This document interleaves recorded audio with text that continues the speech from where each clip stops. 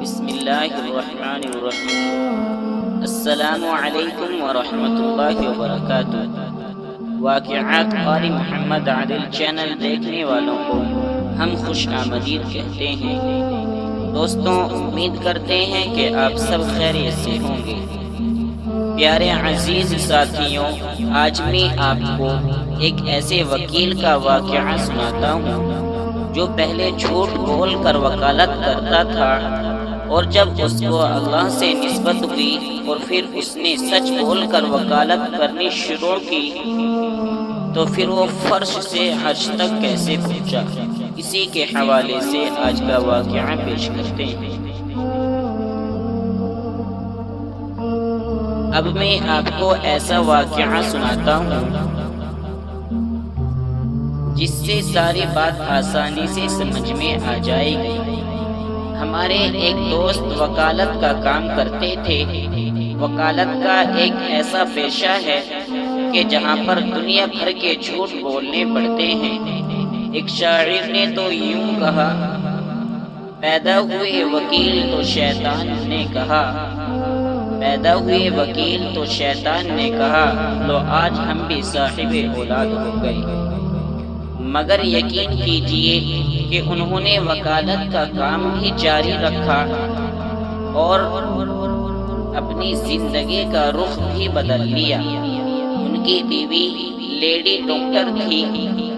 جب وکیل صاحب کی اہل اللہ سے نسبت ہوئی تو اللہ نے دل کی حالت بدل دی۔ کہنے لگے، مجھے آج کے بعد جھوٹ نہیں بولنا ہے، میرا اللہ مجھے سچ بولنے پر روزی دے گا۔ لوگوں نے کہا، آپ کا دماغ ٹھیک تو ہے، سچ بولنے سے وکالت نہیں چلے گی۔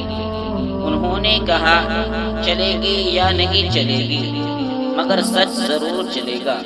اب تو میں نے دل میں فیصلہ کر لیا ہے۔ چنانچہ وکیل ایک دن دفتر آئے اور کہنے لگے، مجھے آج صرف وہ مقدمے لینے ہیں جو سچے ہوں گے۔ لوگوں سے کہہ دیا کہ اگر آپ جھوٹے ہیں تو مجھے بھی بتا دیں، ورنہ سماعت کے دوران اگر مجھے پتہ چل گیا تو میں آپ کی مخالفت کروں گا۔ اگر سچ ہوگا تو ڈٹ کر آپ کی حمایت کروں گا۔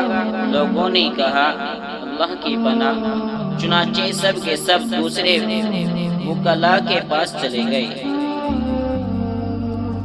یعنی وکیلوں کے پاس چلے گئے۔ وکیل صاحب کا دفتر خالی، سارا دن کوئی کام نہیں آ رہا۔ اسی حالت میں کئی مہینے گزر گئے۔ لوگوں میں چرچے ہونے لگ گئے۔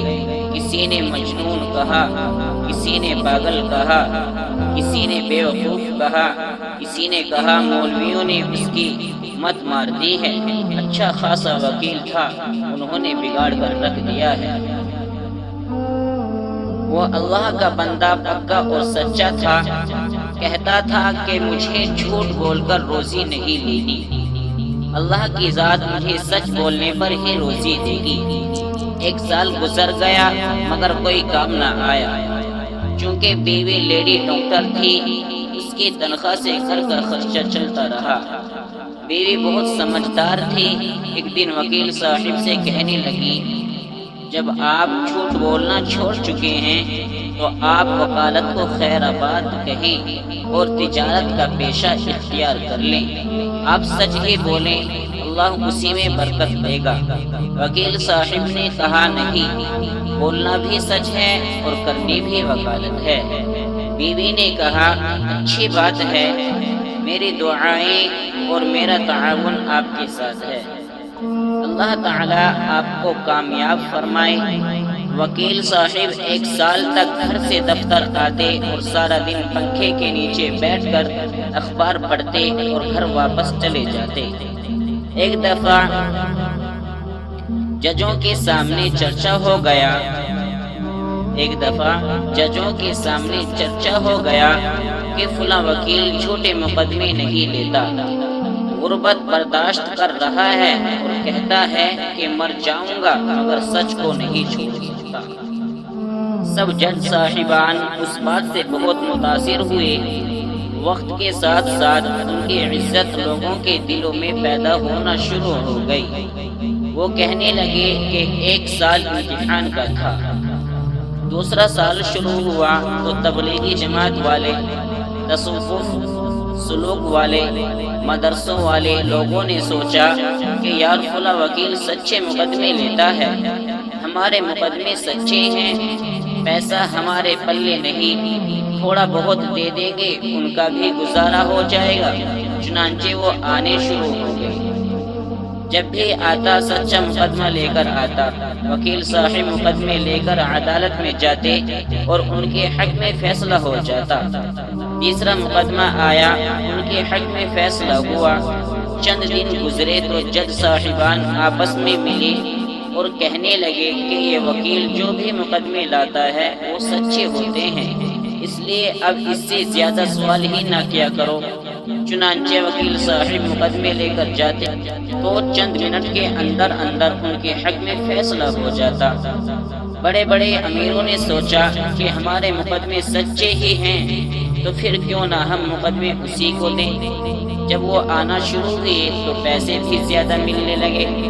جب وکیل صاحب جھوٹ بولتے تھے تو 1 مہینے کے 20,000 روپے کماتے تھے، اور جب سچ بولنا شروع کیا تو 1 ماہ میں 40,000 روپے کمانے لگے۔ سچ بولنے پر اللہ نے 2 گنا رزق دے دیا۔ ابھی کچھ دن پہلے کی بات ہے کہ چند وکیلوں کا جج بننے کے لیے امتحان ہوا تو ہمارے اس وکیل دوست کو کامیابی ہوئی اور وہ جج بن گئے۔ ایک وقت تھا کہ وہی آدمی ایک وکیل کی جگہ کھڑے ہو کر جھوٹ بولتا تھا۔ جب سچ بولنا شروع کیا تو اللہ نے اس کو عدالت کی کرسی پر بٹھا دیا۔ پہلے وہ کھڑا سر کر رہا ہوتا تھا، اب اللہ نے عدالت کی کرسی پر یعنی چیئر پر بٹھا دیا۔ اب وہاں پر بیٹھ کر حکم نامے یعنی آرڈر جاری کرتا ہے۔ میرے دوستو، یہ بات ثابت ہو گئی کہ جو سچ بولے گا اللہ اسے فرش سے اٹھا کر عرش پر بٹھا دے گا۔ سبحان اللہ۔ میرے دوستو، یقین بنانے کی ضرورت ہے۔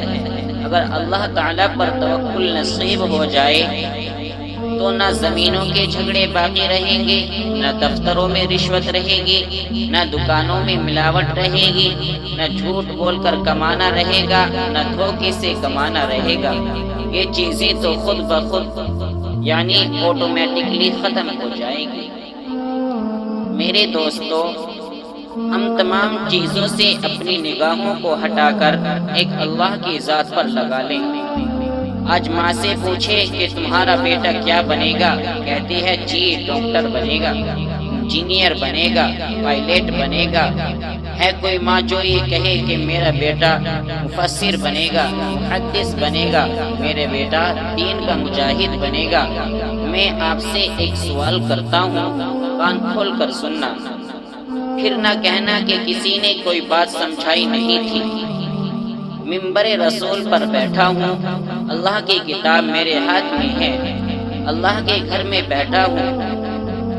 آپ نے کبھی دیکھا ہے کہ کوئی آدمی جو عالم با عمل ہو اور وہ بھوکا پیاسا ایڑیاں رگڑ رگڑ کر مر رہا ہو؟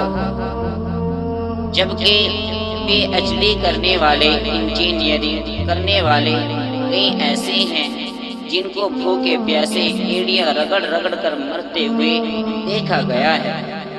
ہمارا بیٹا عالم بنے گا، اللہ رب العزت وہاں سے رزق دیں گے جہاں سے اپنے انبیاء علیہ السلام کو رزق دیا کرتے تھے۔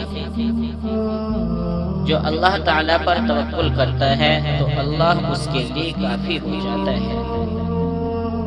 دوستوں، امید کرتے ہیں کہ آج کا واقعہ آپ کو پسند آیا ہوگا۔ اس واقعے کی پسندیدگی کے اظہار کے لیے لائک کریں، کمنٹ کریں اور اپنے دوستوں کے ساتھ شیئر کریں تاکہ وہ بھی اس ویڈیو سے مستفید ہو سکے، اور کمنٹ سیکشن میں اپنی رائے کا اظہار لازمی کیجیے، اور ساتھ ہی ہمارے چینل کو سبسکرائب کر کے بیل نوٹیفیکیشن کو آن کر لیں تاکہ آنے والے ویڈیوز کا نوٹیفیکیشن آپ کو بر وقت ملتا رہے۔ اسی کے ساتھ اگلی ویڈیو تک دے اجازت، تب تک کے لیے فی امان اللہ وما علینا الا البلاغ۔